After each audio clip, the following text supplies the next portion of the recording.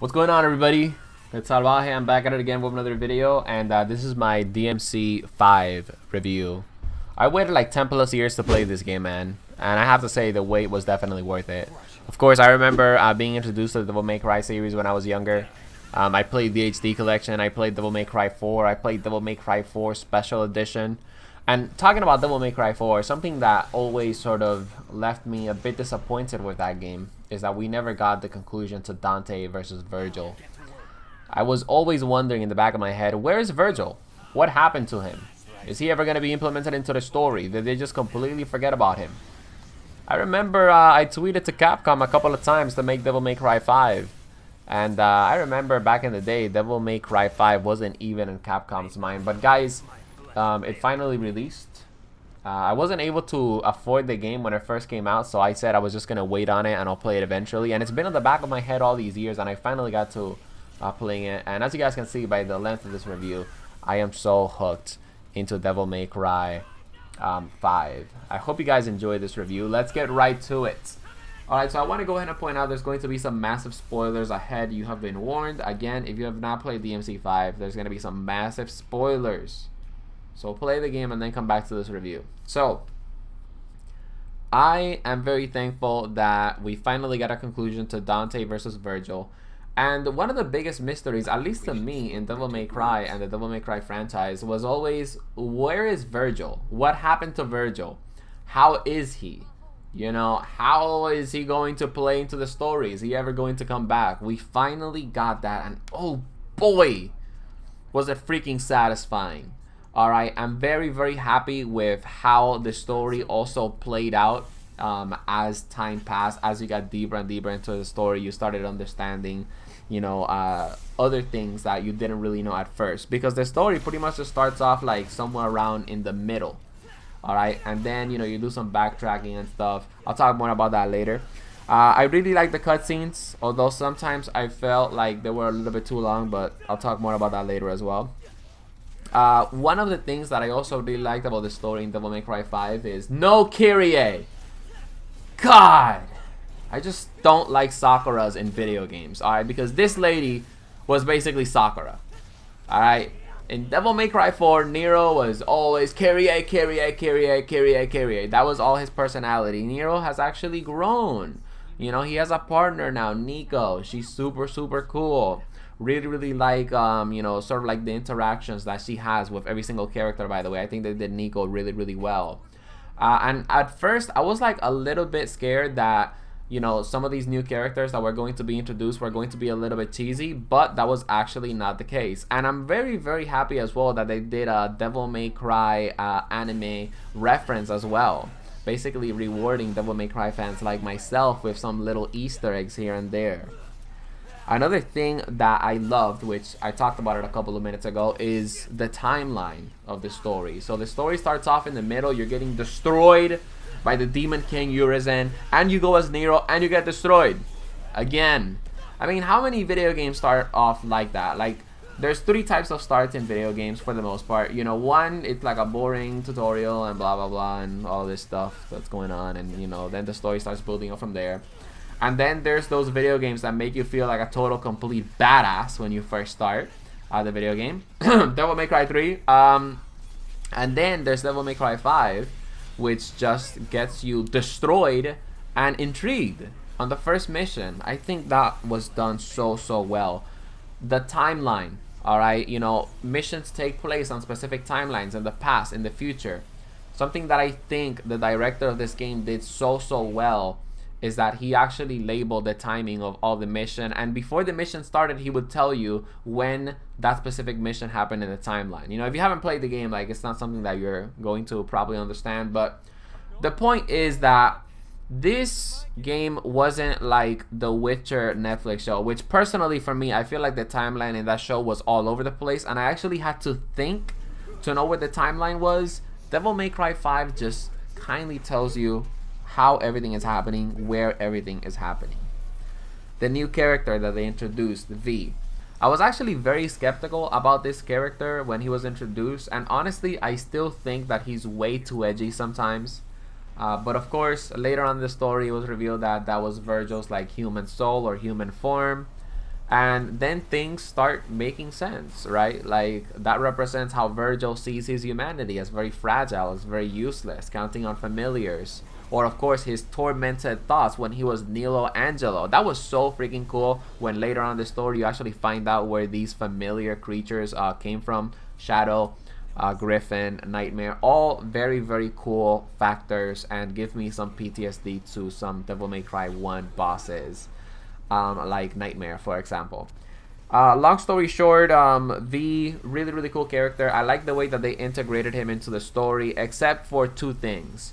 Number one, homie literally just... Okay, so Trish and Nero knew that he was Virgil's human form, and they just didn't tell Dante. It's one of those things that happens in video games or a show where it's like, okay, how did that happen? You know, like, they just kept that to themselves. Didn't they think that that information was going to be, like, somewhat helpful? But, of course, I get it. For story's sake, I feel like it was done perfectly well. And that's why I personally don't think that that's a bad thing when it comes down to the story. Urizen was super, super cool. Virgil's demon form, I guess, or demon soul, was very, very cool. The only thing that I personally didn't really like about it too much is that when he consumes the fruit, you think he's going to be like this super crazy powerful creature, and Dante just straight up freaking destroys him. Alright, I mean, of course, Dante has the Sin Devil trigger by then, but still, Dante just wrecked the freaking floor. Like, imagine being a demon that wants more power, and then you get a lot of power, but the guy that you're fighting got way even more power, and guess what? He didn't even use your method. I feel like that was done very, very well. Let's talk about the Sin Devil triggers. Super, super cool. I really like that Dante got like the Sin Devil trigger form. It looks so freaking badass, and you also feel like a badass, and it's not really something that you can spam like the Devil trigger, which I think is just freaking phenomenal. And there's also an ability that lets you pull out the Sin Devil trigger form for a little bit, and then of course you can go ahead and pull back out of it without actually having to use the Sin Devil trigger. I think that's also super, super cool. And last but not least, I really liked how Virgil was integrated into the story and the conclusion of the story.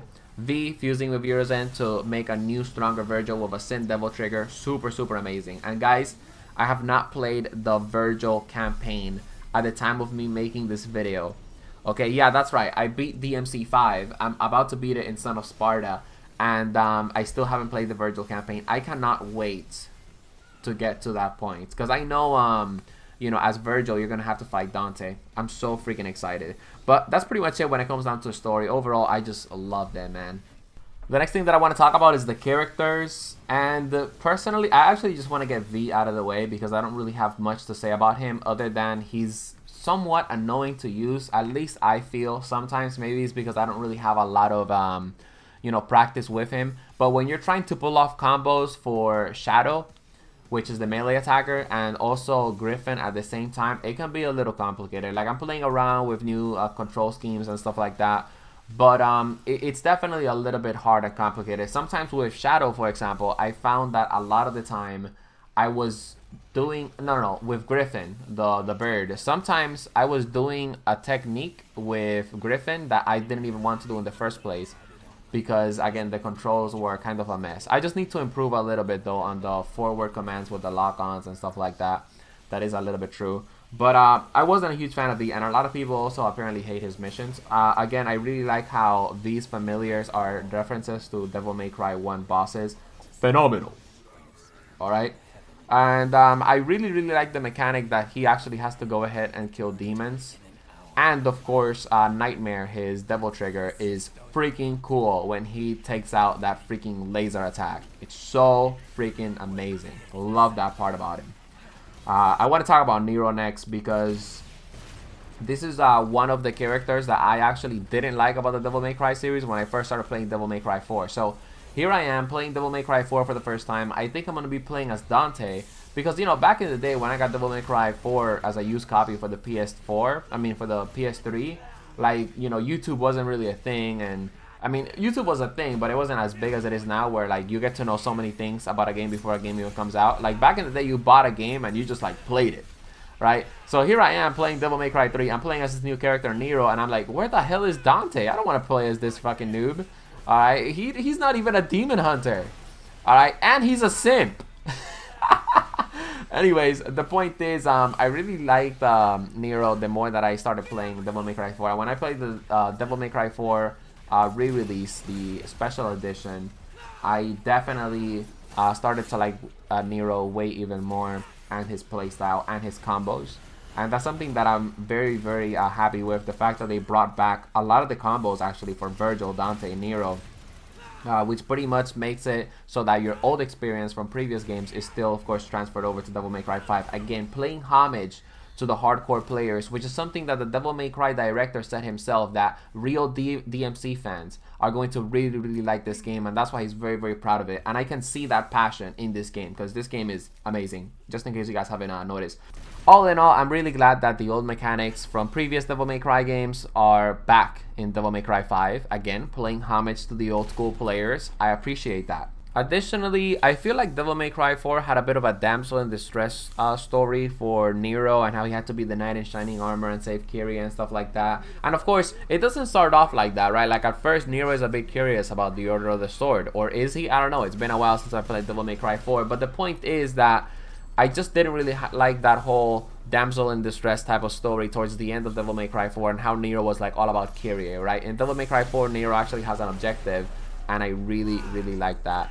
He also plays extremely, extremely well. I'm going to talk more about combat later, but when it comes down to Nero's combat, I'm really, really glad that the Exceed system is back. It's phenomenal. It's super, super satisfying. I'm also very, very glad as well that he does have the Devil Bringer, the arm where he like takes it out and then he like smashes enemies and stuff like that. I really like that about Devil May Cry 4. Another thing that I'm really glad that they brought back is the wire snatch. That's what it's called in Devil May Cry 4. Basically, when you take an enemy and then you like pull it towards you. Phenomenal. I love that mechanic. I was playing DMC 5, the prologue, and I was like, man, like, did they take out the wire snatch for Nero? Because that was so freaking helpful to pull off combos and to be consistent. Phenomenally done. I love Nero in here. Next up, I want to focus on Dante. I really, really enjoyed playing this character. I feel like he's 10 times better than he was in Devil May Cry 4, which is so freaking amazing because, again, it all goes back to what the director of DMC 5 said. This is going to be a game that Devil May Cry fans are going to love. He still feels like a character where you have to learn a lot of things from. Every time that I learn something new with Dante, I feel like I have to learn like 10 more things, and I have to practice 15 more things with one specific style to then learn 10 more things for another specific style. Dante has a lot of depth when it comes down to the gameplay, and I really, really like that about him. He's definitely one of the most satisfying characters to play in the entire game. Not only is he satisfying because his combos are really fun to pull off, but he's also really fun because there's a lot that you can learn from him. And that's one thing that I personally like about this game. I guess I'm going to touch upon it when I start talking combat, but the combo system in this game is amazing. And it's something that if you put practice and if you put in the time, you are going to get better, and you are going to start seeing improvements in your combat. And I definitely think that's what it's all about. Specifically if you're trying to, you know, become a combo god in the Devil May Cry series. And of course, you know, that's one of the things that a lot of people play Devil May Cry for, you know, to pull off these amazing combos. Which leads me to the next thing that I want to talk about. I mean, his weapon variety is amazing. Personally, I am a bit let down, just a little bit, you know, not too much, but just a little bit, that the shotgun is coming back in this game. Personally, it would have been cool if we would have had like a different shotgun, like a SPAS 12 pump shotgun. I think that would have been kind of cool. I know Devil May Cry 2 has like the Scorpion SMG, so, you know, if they would have gone a different route with the shotgun this time around, personally, I would have liked it a little bit. But at least the shotgun in DMC 5 feels a little bit better with Gunslinger. But even with some of the Gunslinger upgrades, I feel like the shotgun is kind of basic, even though I've seen some very cool combos pulled off with some of the Gunslinger shotgun combinations. Weapon variety is amazing. I could go on and on and on and talk about how much I freaking love all of the weapons that Dante has, but I'm not going to because the video is getting a bit lengthy. The next thing that I want to touch upon that I love about Devil May Cry 5 is the enemies. Personally, I feel like all of the enemies in this game are just awesome. Okay, I mean, some of the enemies in Devil May Cry 4, like the ones that like eat you up and then they suck you into like some underworld, they were so annoying. There were so many annoying enemies in Devil May Cry 4. Enemies that you had to do like specific things to damage them. like the enemy that you had to like shoot and then it becomes like a little lizard or whatever. The enemy in Devil May Cry 3, the blood gargoyle that you had to shoot and then hit with melee, because if you hit it with melee, there's no such like weird gimmicks like that. It's just straight up combat, and that's what I love about DMC5. The combat is so freaking satisfying. We're gonna talk about that soon, my boys. But yeah, enemy types, enemy varieties are awesome, and something that I love about the enemies. One last thing that I want to touch upon is if you have enemy knowledge, which I'll get to that soon, but if you have enemy knowledge, like, you will get rewarded, okay? Like, one of the enemies that I struggled with a lot was the Fury with Dante and Virgil. I mean, with Dante and Nero. I haven't played the Virgil campaign yet, by the way, guys. But yeah, the Fury enemy was a pain. He would always destroy me. But then I went into the Void, the practice mode, and wow, I've gotten so much better at facing Furies. Now I barely even take damage. Let's talk about the bosses real quick. Personally, I feel like all of the bosses feel a bit satisfying, but I haven't fought at least half the bosses in Son of Sparta mode, and I also haven't fought the bosses in Dante Must Die mode. But at the moment right now, with my gameplay experience halfway through a Son of Sparta playthrough, I can definitely say that the bosses are pretty cool. Okay, I like their mechanics. You have to learn some of their attacks as well. Same thing as other previous Devil May Cry games. Gilgamesh is a boss in this game. That's a reference to the Devil May Cry 4 melee weapon Gilgamesh. And when I saw him coming out and I saw Nero fighting him, I was like, oh my goodness. Please tell me that Nero is about to get a brand new weapon. Nero didn't get a new weapon. I'm going to talk about that later. Cerberus, King Cerberus is also in this game, and I'm very, very glad that they introduced him. At first, I thought that he was just going to be a very boring boss, just like the three-headed Cerberus dog, but the fact that he had the 3 different styles and the fact that the Cerberus weapon has 3 different elemental styles just makes it so freaking cool. Love the references with previous Devil May Cry bosses and weapons as well. Like I was mentioning a couple of minutes ago, the combat in this game is so freaking satisfying. I guess it has to do a bit with the difficulty. At least personally, I feel like the Devil Hunter difficulty is a bit easy in this game. And the Son of Sparta difficulty, I'm not struggling too much with it. I'm probably going to struggle with some bosses though. But at least, well, maybe I've just gotten very, very good at the game, or I have improved a lot at the game, since I have been playing a lot of Devil May Cry 3 before I started playing Devil May Cry 5. But the combat, as always, just has so much freaking depth. Seamless transitions into combos. If you have the skill, you are going to pull it off. You're going to pull off some sick plays. There's so many combos that you can have just so much variety of combat.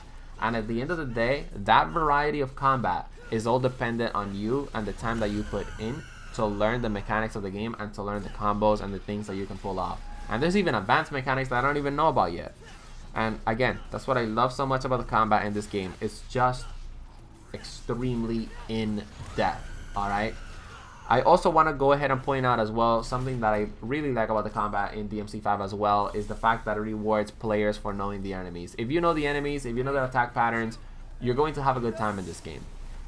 Alright, missions.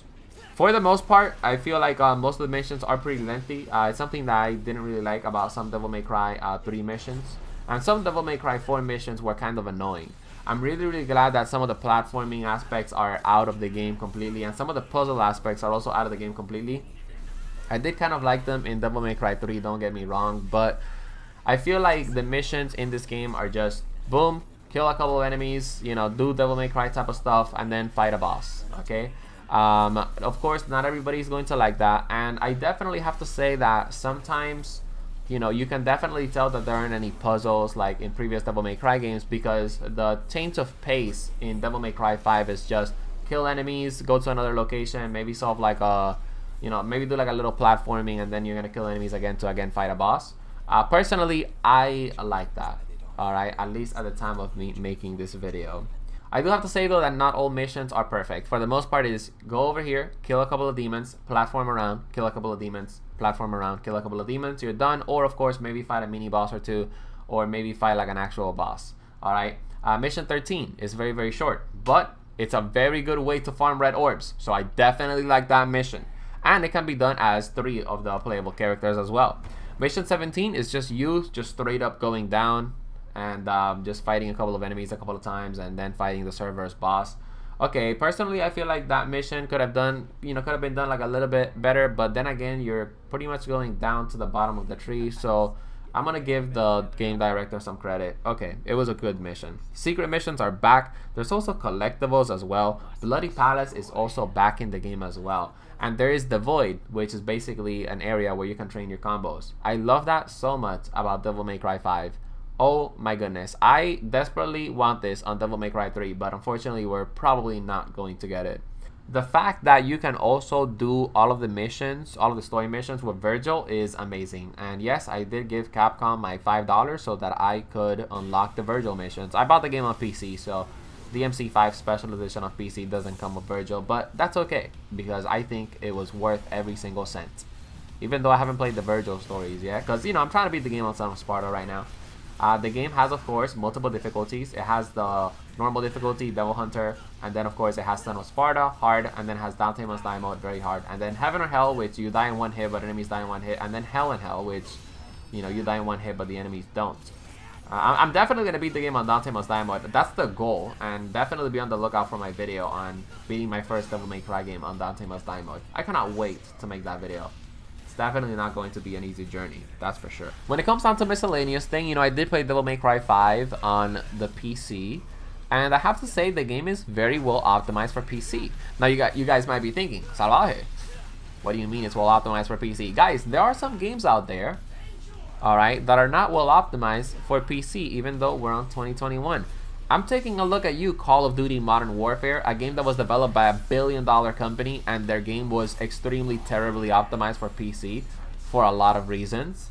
Anyways, the game runs well. It runs phenomenal on PC, and you can even mod the game if you want. Who knows? Maybe I'll do that eventually if I ever get bored of like the base game content, which I don't think is going to happen anytime soon. I also really like all of the art that they put in, and the fact that you can put previous tracks from other Devil May Cry games assigned to characters is really, really cool as well.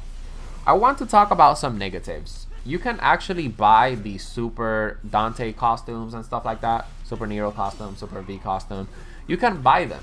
They did the same thing with Devil May Cry 4 Special Edition with the re-release.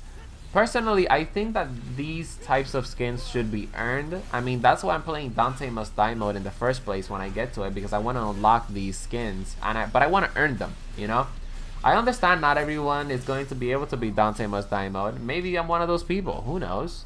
But the point is, what makes the super costumes good, that give you infinite double trigger, what makes them cool is the fact that you got them by beating the game on, a very hard difficulty. Microtransactions aren't really a problem in this game. I mean, I guess you could just buy a lot of blue orbs and get like full health, but at the end of the day, you need skill in this game to survive the higher difficulties. So buying blue orbs, green orbs, blue orbs isn't really an issue for me. And also, you could pay real life money to buy red orbs, and personally, I think it's a waste of money because the game literally lets you get 1 million red orbs like super easily in like a couple of minutes, not even an hour, honestly. Some people are upset about the $3 million dance that you can unlock, the EX provocation. I'm not. I could get it if I wanted to. I could just farm mission 13 with the Faust hat for an hour or so, and I could get the animation. There's also a couple of things that I don't really like about Nero. Like, for example, the fact that you cannot switch your Devil Bringer arms from one to the next. I feel like the D-pad could have been a great use for switching your Devil Bringer arms from one to the next. And of course, if you use the ultimate for an arm, or you get hit as you're using the arm, then the arm could have broken away.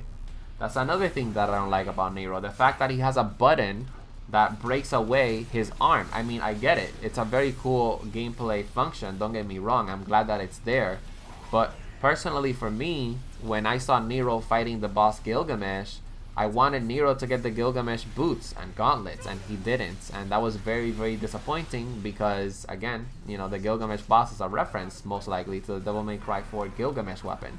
Nero still has the red rose, the red queen and the blue rose. And I wanted him to get a little bit of variety. He is starting to become a better devil hunter. So I feel like they kind of did Nero a little bit dirty. But it's alright, we have Virgil as a playable character now, and I just can't wait to start learning more about Virgil. Another thing that I don't like about DMC5 is when I finished the game, I thought I was going to be able to play every single mission as Dante, what's the thing called? Dante or V. And also I wanted to do some of Dante's missions with Nero. And you can't do that. Personally, I think that was kind of a bad move. I think V could have easily teleported from one side to the next, you know, for the platforming missions that Nero has, which is mission 2, by the way. It's only like one mission, right? But yeah, V could have used the cane to teleport, and Dante could have just used Trickster to teleport. So I think they did us a little bit dirty. You know, I think, again, you know, Dante and V should be playable for every single mission. But, you know, it is what it is. The cutscenes in this game are long. I mean, I'm okay with that because I really like the story and I like seeing it. But what makes it really, really bad, and this is another negative that I have about the game, is that some of these cutscenes just take way too long, man, to just skip. I've seen that enemy for the billionth time. I don't need you to, you know, reintroduce that enemy to me.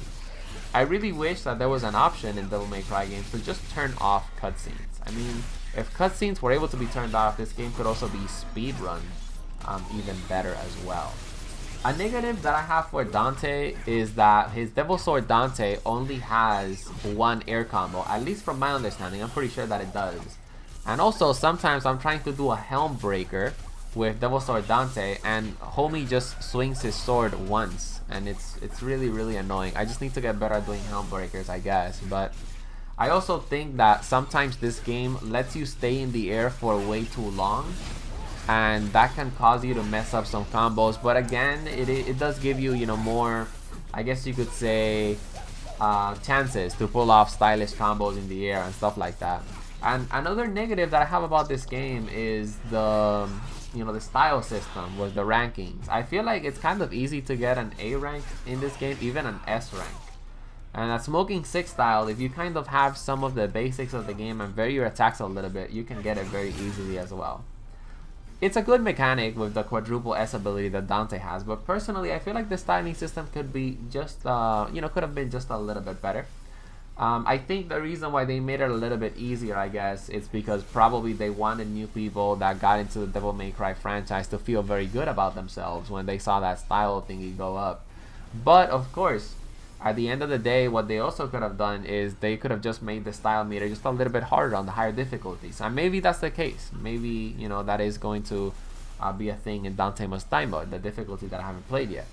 Lastly, I think they could have done a little bit of a better job showcasing Trish and Lady. Maybe a couple of cutscenes where they're fighting some demons. That would have been really, really cool because they don't really get much of a spotlight a lot in, you know, DMC5.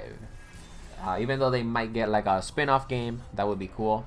Personally, if Devil May Cry gets like a spin-off game... Oh! That's another video for another day, my boys. And that's pretty much it for my Devil May Cry 5 in-depth review. I enjoyed doing this review, and I know it's gonna take me a lot of time because I've been working on this commentary for the past 2 days, or, you know, writing a couple of notes and stuff, and I know I gotta get a lot of gameplay. So if you enjoyed my review on Devil May Cry 5, I hope you give it a thumbs up, and of course, if you're interested on more of the content that I have to offer, feel free to check out the channel and subscribe if that's what you like to do. See you guys in the next one. Peace.